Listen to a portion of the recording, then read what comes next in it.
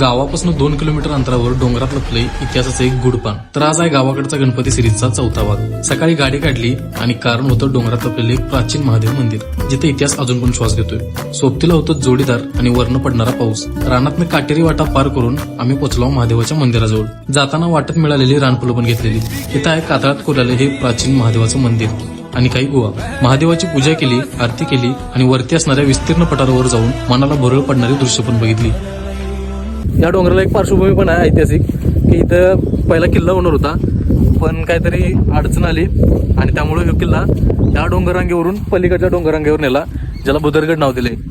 घरात येऊन बघतोय तर मोदकांची तयारी चालू होती. म्हटलं आपल्याला पण जमत्यात का बघूया. उद्या गौराई येणार आहे आणि त्यासाठी लागणारा मुखवटा आणायला शेजारच्या गावात गेलो.